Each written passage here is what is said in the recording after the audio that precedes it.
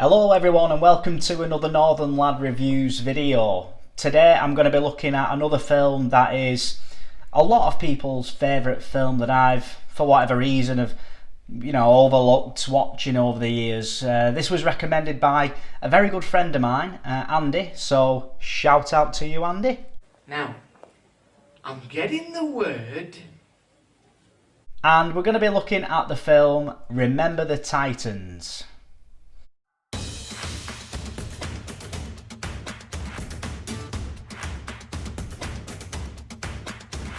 Remember the Titans was released in 2000, back in the millennium,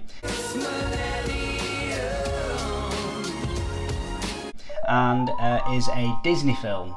Now this is one of those films which for whatever reason bypassed me over the years. I was asking friends what their favourite films were, and this was a film that came up, and I thought, you know what, I've never actually seen anything about this film. I didn't really know what it was about, so I thought I'll give it a go. The film is directed by Boaz Yakin and stars out Denzel Washington, that is. I don't know why I did that. You're really weird.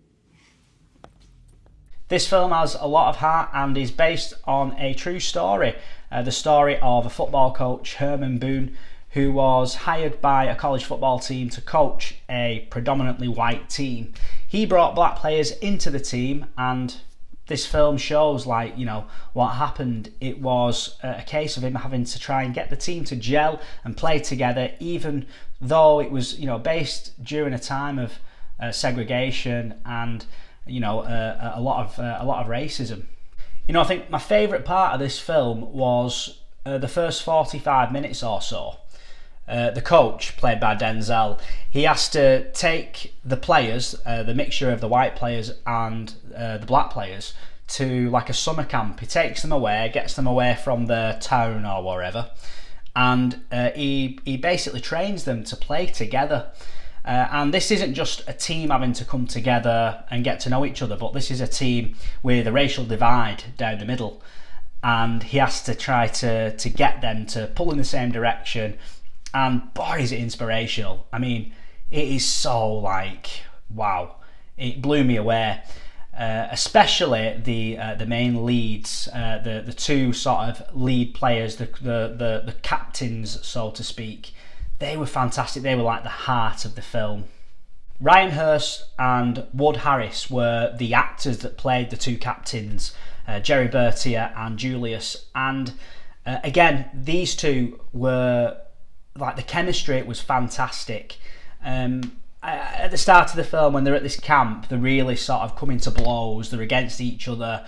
And then a bit later on in the film, sort of after the camp or towards the back end of that sort of part of the film, they're like best friends, and you're rooting for them. You're like, go on, lads. They're fighting against so much, and yet they've sort of brushed aside their skin colour and decided, you know what, I actually like this guy, and that was just fantastic. I loved it. The other players on the team as well, we've got Ryan Gosling in the film. So when I was watching it, my missus Leah, she was happy. And there's the big guy, I forgot his name, but the big guy out of Evolution, he was in it as well. He plays a really good part because when they're in the camp, early on, he sort of gets on with the black people more than he does with the white people. And I think it's probably a message of, all his life, he's probably been made fun of.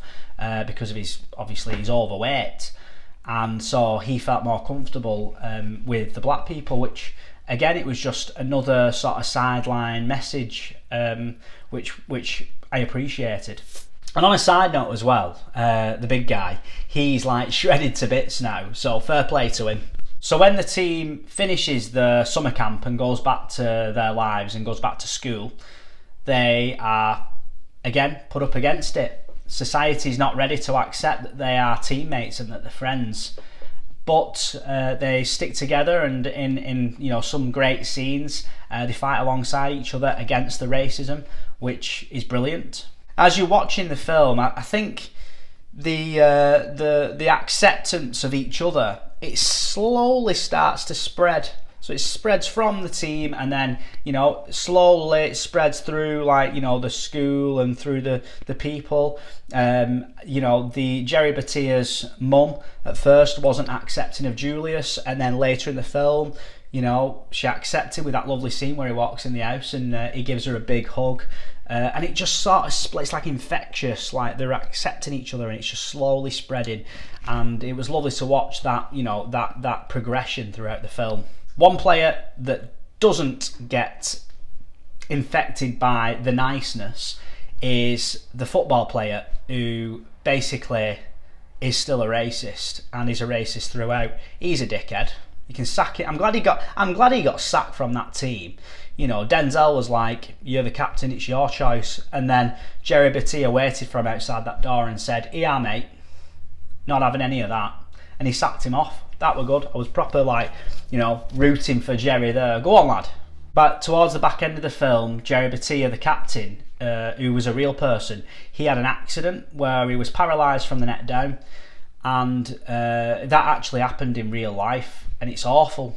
But what it does do is it gives some great emotional scenes with Julius and Jerry together, specifically when he goes to see him in the hospital. I mean, I'm not an emotional person. I don't get emotional watching films generally, but you know, that really got me. I had a lump in my throat watching that. Really powerful. And additionally as well, you know, the Jerry Batia prologue at the end, it sort of explains what happened to these real people later in life, and he actually went on to win gold medals at the Paralympics, but then sadly passed away at the age of 27. And I thought that was really sad. You know, the film really portrays him as an incredible person, very talented at sports. So it was really sad to see that. I've got to touch on this as well. Denzel Washington. Whoa.